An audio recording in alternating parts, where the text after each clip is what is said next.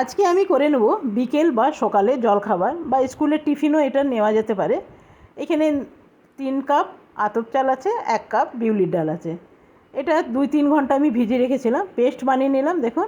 আর এই পেস্টটা 3-4 ঘন্টা রেখে দিতে হবে।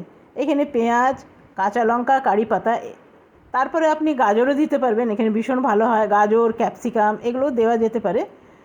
তো দেখুন 3-4 ঘন্টা পর আমি ফিরে এলাম আর দেখলাম কি এটা একদম ফুলে উঠেছে। এরপরে এখানে দিয়ে দেবো নুন, আর পেঁয়াজ কুচিগুলো 2-3 চামচ দিয়ে দিলাম। এখানে আমি সবের মধ্যে দিয়ে দিলাম একটু ঘি বা তেল, যে কোনো একটা দিলেই হবে। সবের মধ্যে অল্প অল্প দিয়ে দিলাম, আর এগুলো না একদম ফুলে উঠবে, খুব সুন্দর নরম আর কুরকুরে হয়। এগুলো একটু উল্টে পাল্টে দেবো। তো দেখুন সব কটাই পাল্টানো হয়ে গেল, আর এটা আমার একদম তৈরি হয়ে গেল বিকেলের বা সকালের জলখাবার বা স্কুলের টিফিন। আজকের মতন এখানে